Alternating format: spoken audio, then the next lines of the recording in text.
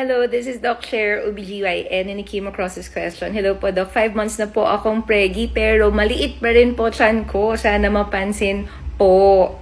Well, ma'am, alam nyo, you have to remember that every woman would have varying times kung kailan siya magkakaroon ng mas pronounced na baby bump. At 5 months age of gestation or 20 weeks AOG, halfway pa lang po kayo through pregnancy. And depende po sa ganda ng abdominal muscles nyo, pwede kasi nakoconceal pa yung baby bump. Sa mga medyo nasa overweight, obese side naman, technically, first trimester pa lang, malaki na yung tiyan nila, di ba? So, wag ho kayong matakot, no?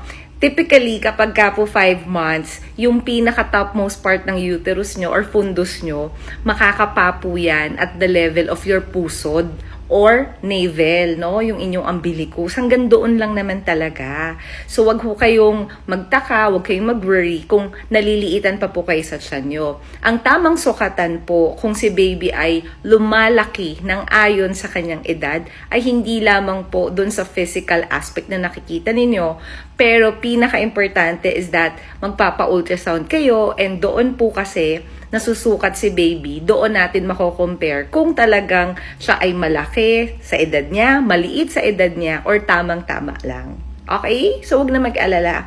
Instead, have regular prenatal visits, ha? And make sure to eat well, take your supplements. So, if you want more of this content, follow me on TikTok. And if you want to avail of my free online consultation, like and follow my FB page, Doc Che. Thank you.